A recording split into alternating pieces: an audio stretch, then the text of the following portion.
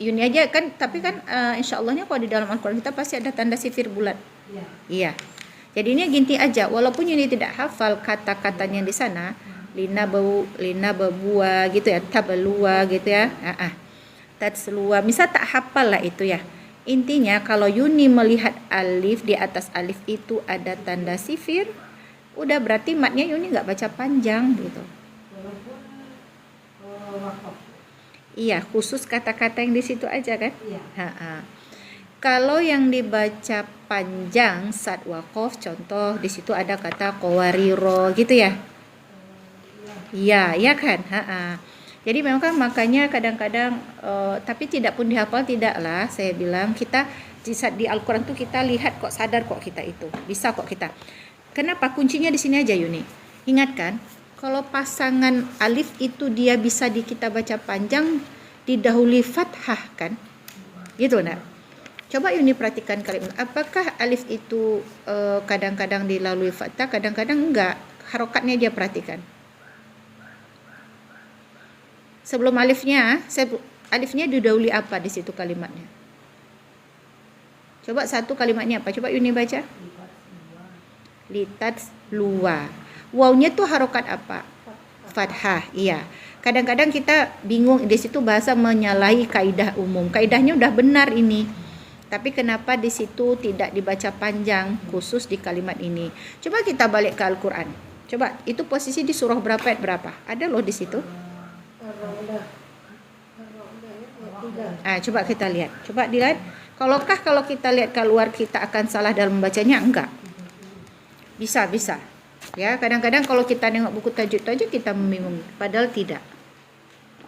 Yang justru yang sering kita keliru itu kalau bulat lonjong yang mewakofkan. Banyak orang yang tidak memanjangnya 2 harokat. Tapi iya, kalau wakaf ya, wakaf baru berlaku panjang 2 harokat. Wakafnya saja. Kalau wasol tidak, dia juga dianggap tidak ada. Coba buka surah Ar-Ra'd. Surah ke-13, posisi ayat berapa itu? 30. Kita lihat dulu sama-sama kalimatnya.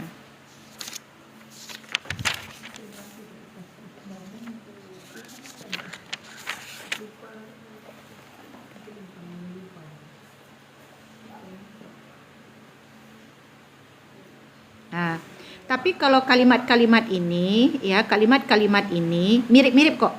Litat serua, lina belua, iya kan? Mirip-mirip kan? Iya mirip-mirip loh kalimatnya. Nad'uwa gitu ya.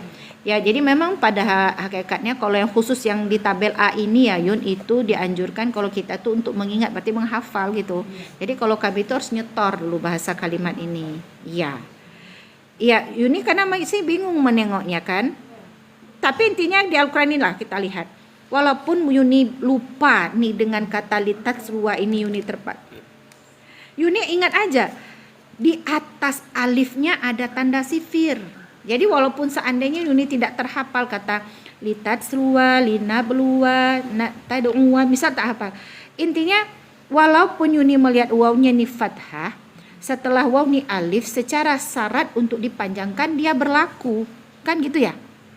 Berlaku kan, tapi makanya masuklah dia muskilat, menyalahi kaidah umum.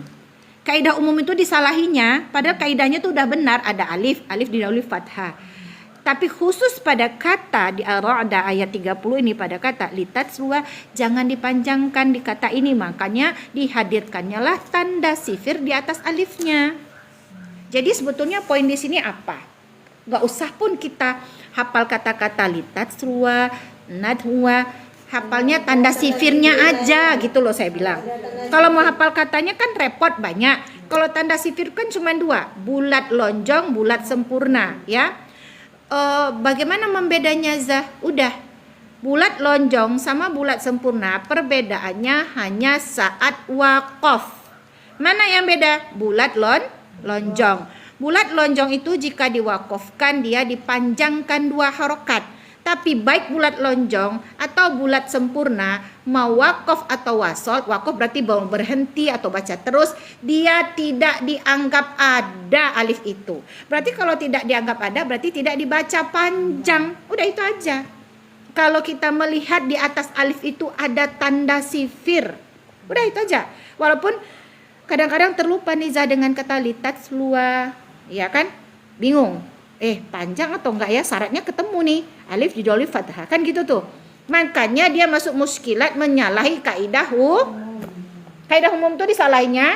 Padahal kaidahnya udah dapat ini. Tapi karena ada tanda sifirnya, alifnya nggak bisa kau baca panjang. Gitu loh. Jadi walaupun Yuni nggak hafal kata-katanya, coba pahami tanda sifirnya. Itu aja.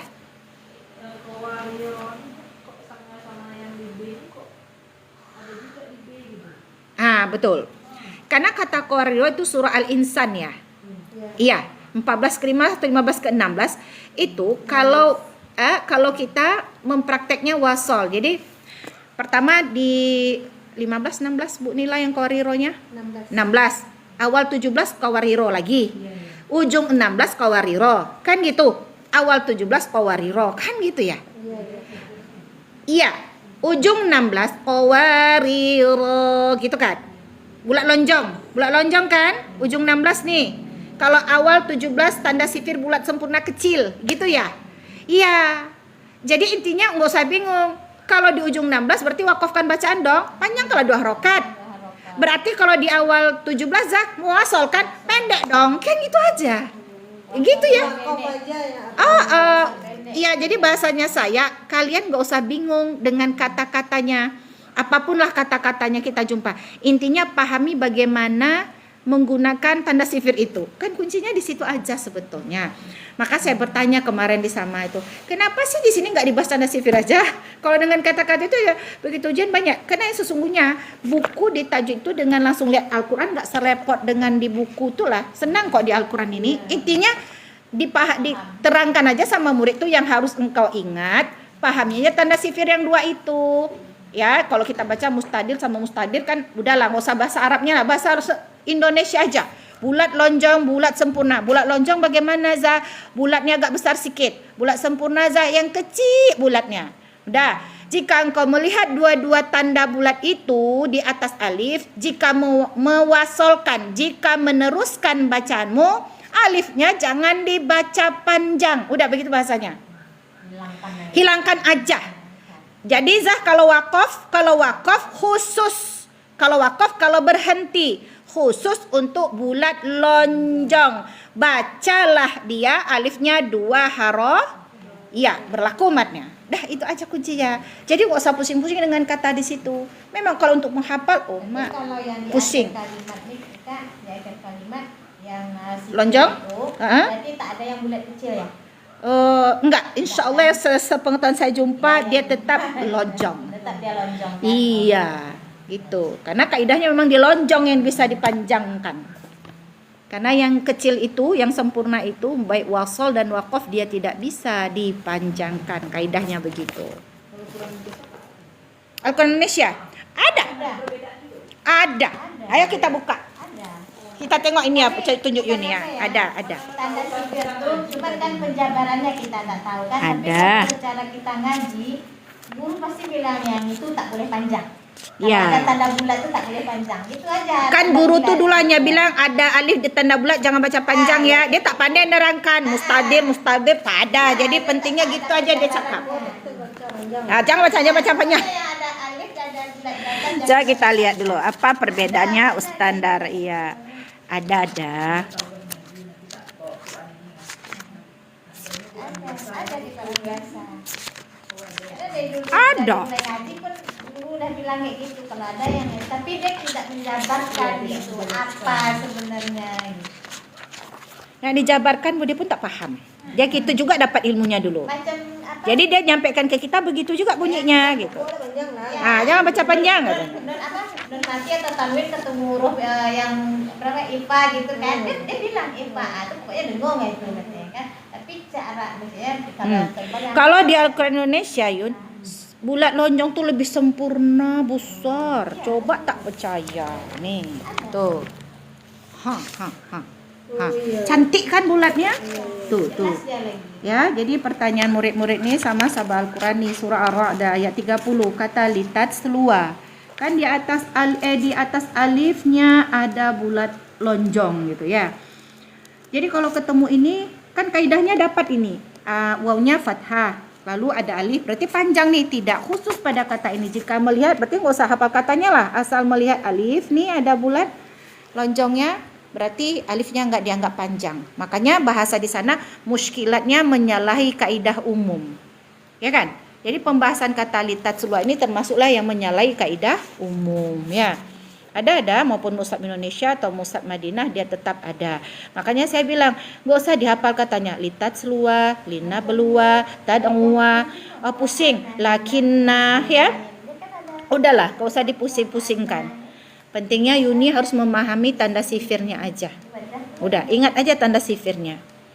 Berarti Yuni kalau mau tanda sifirnya bisa alifnya dibaca panjang, khusus bulat lonjong di saat waqaf.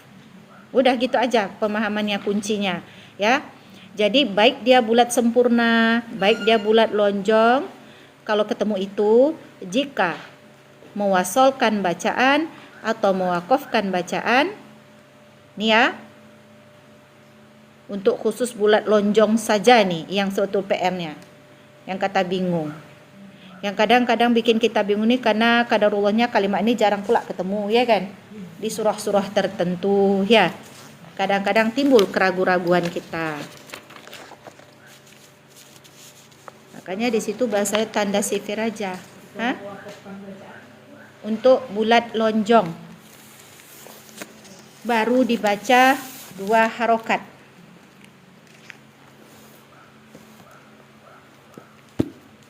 Tapi kalau bulat sempurna dia tidak dianggap, berarti matnya tidak dibaca. Dan intinya di situ saja kuncinya.